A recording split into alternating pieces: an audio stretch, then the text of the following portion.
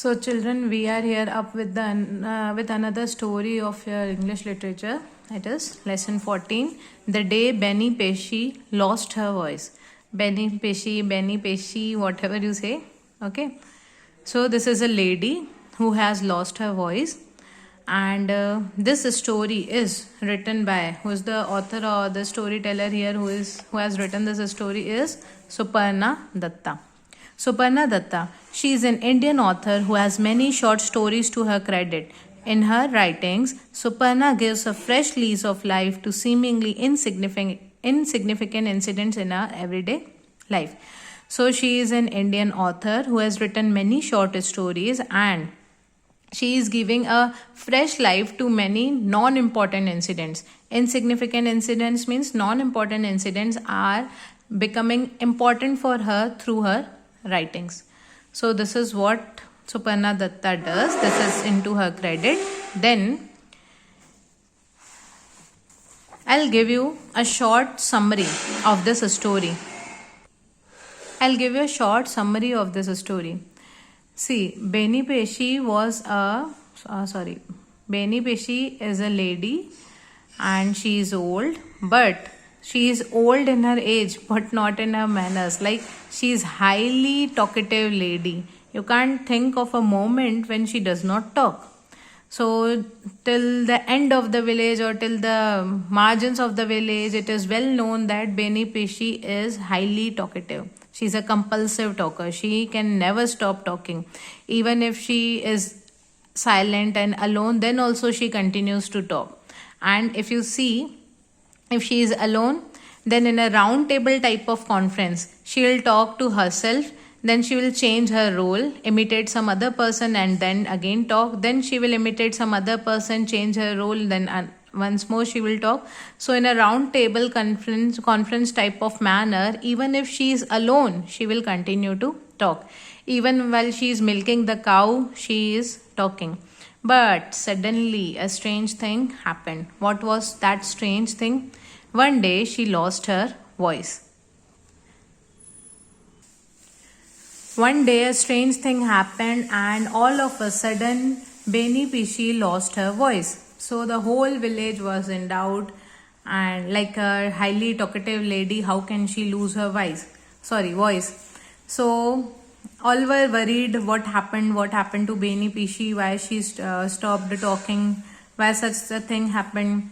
So all the persons started asking her ki what happened? Why have you lost her voice? Is that you are having fever? Is that you are having headache? So the such things continued and continued. Then the barber of the village came a step further. He came and he told that I know what she might be suffering.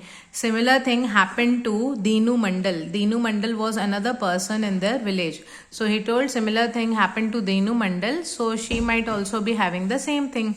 The students or the village persons, these two kids were there, and then when Aslam Chacha was there, so they all did not believe this barber, but still they had no other option. They thought, let us try to believe him.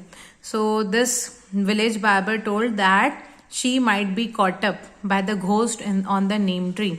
She went with open hairs under the neem tree, and the ghost there would have possessed her. Therefore, she is facing this problem, and the ghost has snatched away her voice. Then Ramu, the barber, continued this way, saying these things. Then other asked her, what is the remedy? So he told, yes, the remedy is there. A person was called off who will sort out this and who will dispossess Benny Pesci, who will take out the ghost from inside Benny Pesci.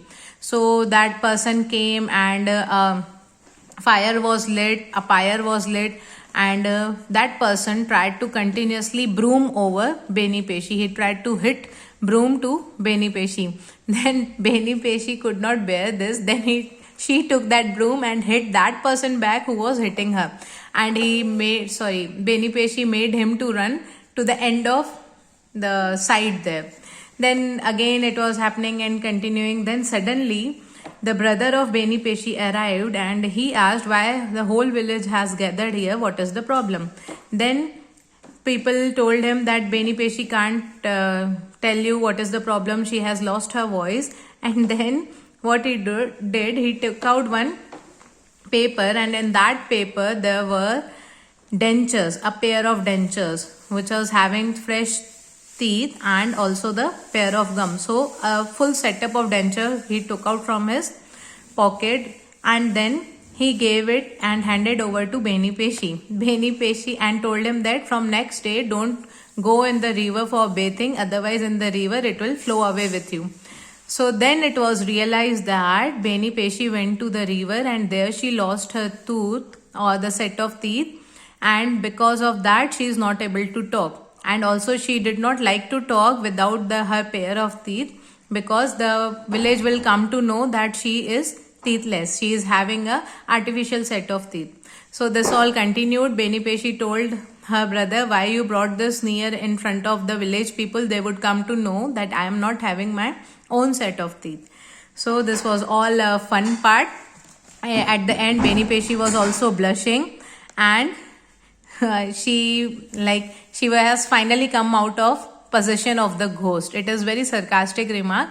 Actually, she was not possessed by the ghost. She was lacking the dentures, therefore she was not able to talk. So this was the summary. In the next video, we'll have a reading of this chapter, and also I'll try to explain in Hindi wherever it is required.